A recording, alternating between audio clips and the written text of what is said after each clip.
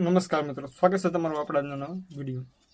મારું નામ છે કિશન રજસ્ત્રા અને ઘણા બધા આપણે યુટ્યુબ ચેનલમાં વિડીયો છે માર્કેટને લગતા.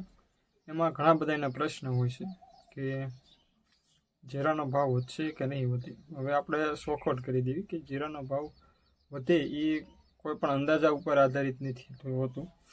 કોઈ પણ દેશમાં જો જીરુની માંગ વધે અને ભારતમાંથી જો ખરીદી કરે તો ઇમ્પોર્ટ એક્સપોર્ટનો એમ કહેવાય ઇમ્પોર્ટ એક્સપોર્ટ થાય તો જીરાના ભાવમાં વધારો આવી શકે છે. અને ગત વર્ષ આપણે ગયા વર્ષમાં વાત કરીએ તો ગયા વર્ષે એવા આપણે ભાવ રહ્યા નથી.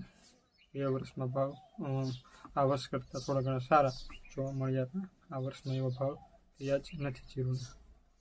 તો આગળ આપણે હવે જીરાના ભાવ વધશે કે નહીં વધે એની શક્યતા વિશે વાત કરીએ તો શોખવટ કરી દો કે જીરાના ભાવમાં તેજી આવી શકે, પણ કેવી રીતે આવે?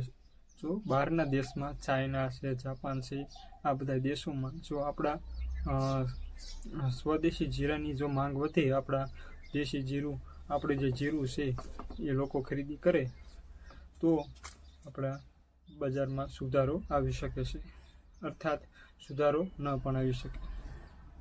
સુધારો ન આવવાના કારણ વિશે વાત કરીએ તો આપણે પહેલાં તો ખેડૂત ભાઈઓ કરેલો ટોપ, જે ખેડૂત ભાઈઓ ટોપ કરેલો છે એના કારણે જીરુની આવક માર્કેટમાં નિરંતર ચાલુ જ રહે છે. ખેડૂતે ટોપ કર્યો છે, બજાર થોડું ઘણું હવળે એટલે તરત ઢગલા પાછા માર્કેટમાં તમને જોવા મળે છે. જો જીરું માર્કેટમાં આવતું ઓછું થઈ જાય તો જીરુના ભાવમાં પણ થોડો ઘણો વધારો થઈ શકે છે અને એ પણ સામાન્ય વધારો થઈ શકે છે.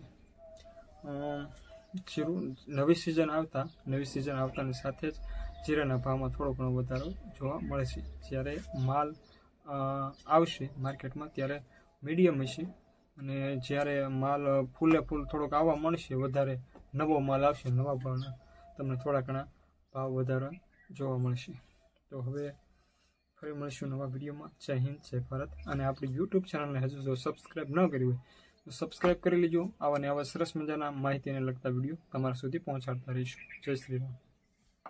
અને અત્યારે શ્રાવણ માસ શરૂ થવા જઈ રહ્યો છે તો બધાએ આપણા જેટલા સબસ્ક્રાઈબર છે બધાને મહાદેવ ખુશ રાખે. જય મહાદેવ.